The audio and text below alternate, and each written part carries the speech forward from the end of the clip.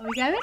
Okay, hi guys. So we're going to do a little video on grooming. We've got the beautiful Nutella here. So a few things that you might need to help you before you start grooming. Firstly, maybe some tasty treats just to keep them a little bit entertained and make them realise it's not quite so horrible. With a pig like Nutella, because she's so long haired, she does need regular brushing. So we've got a couple of brushes here. Can you see those? This one's falling apart a bit on the back, but it's got a different brush on the back. And then for a long haired guinea pig like this, also some hair scissors to trim, because her hair constantly grows and it's getting really long. I don't know if you can see that at the back, it is getting really long. So she is, and a bit scraggedy, and it's really important that their bottoms stay clean. So she is definitely due for a hair trim. So we've got hair trimming things. We're going to have a brush and give her a trim in a minute, and then we've also got nail trimming. These are my clippers of choice from Great and Small. I found these really good, and we'll show you some nail trimming in a minute as well. So it's all stuff you can do at home. So we're going to start just by giving her a little brush. Don't be alarmed if she does start to protest a little bit. She's not a fan of having her hair brushed. You'd think she would with those beautiful locks, but unfortunately she is not always the best patient, especially when it comes to the grooming of it. But then if you look at how much my toddler hates having her hair brushed, you can perhaps understand it. It's pretty much the same. So especially around the back, she's getting a little bit annoyed about it. But it's something you need to do regularly. You can also brush your short hair guinea pigs, but they kind of don't need it as much or as often, obviously, as these crazy long-haired ones do. So that's feeling quite nice and soft actually, but it's the back that is going to need a bit of, I know it's going to need a bit of a trim, my darling. So I will have a go at doing my best. What I'm also going to do is just have that bowl, take those things out and have the bowl to the side for putting the hair in. Okay, let's see if we can keep her happy while I just attempt to do a little bit of trimming.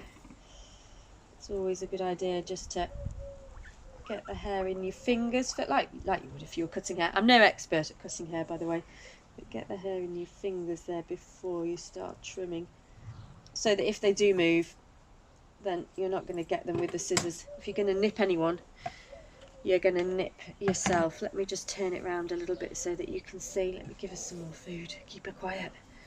Let's keep you quiet with some yum yums. Yeah, there we go. Okay, so here we go. Let's have another little go at trimming some of this hair in the back. So as I say, just get it in your fingers, and then you can just gently trim, and then we'll get rid of that. You'd be amazed at how much starts to come off sometimes. No, come on, move this way. I know, she says, I don't like it, Mum. She's got a little bit damp around the back, so it's really important to trim it all off. There we go, and just a bit round the sides as well.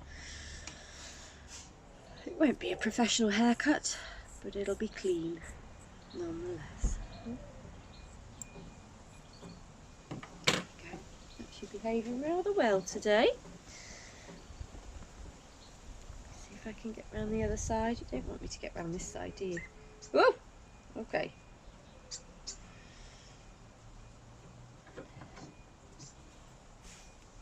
There we go.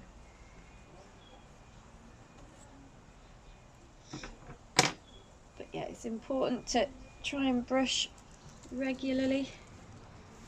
We've given her a little trim off the end there, which will just help keep things clean and tidy at the back. Let me do a little bit more to tidy that. Oh look, we've got some tufty tufts here. Let's get rid of those tufty tufts. That's better. Get rid of those tufty tufts round the back,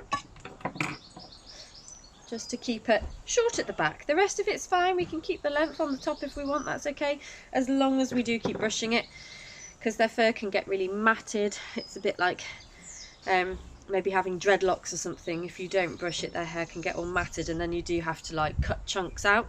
So it's good to try and keep brushing. Luckily she's looking nice and smooth now. She had a bit of a trim around the back side, so that's all good. Right, we're going to try a little nail trim now. She probably likes this about as much as she likes having a haircut, so she's actually doing quite well today. Quite impressed. Now with nails, we've picked a guinea pig here who's got black nails or dark brown nails, so it's actually quite difficult sometimes to see where the quick is, which is the blood supply in the nail. And if you cut too much off, then it might bleed a little bit. So what I tend to try and do is go for regular nail trims and err on the side of caution if you're worried. There's other things you can do, like try and shine a torch. It's probably a two-person job. Try and shine a torch on the nails. So if you look at her feet here at the back, look there, those dark nails. You can shine a torch on them, which might show you where the quick is, which can help.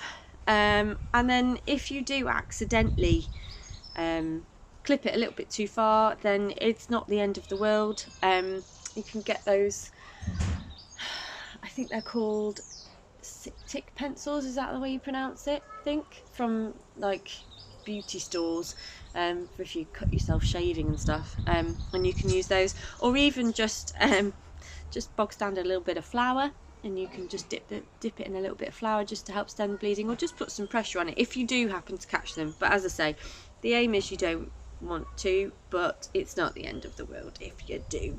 You just got to make sure it stays clean and it doesn't just keep bleeding. Okay, so we're going to do her back feet first.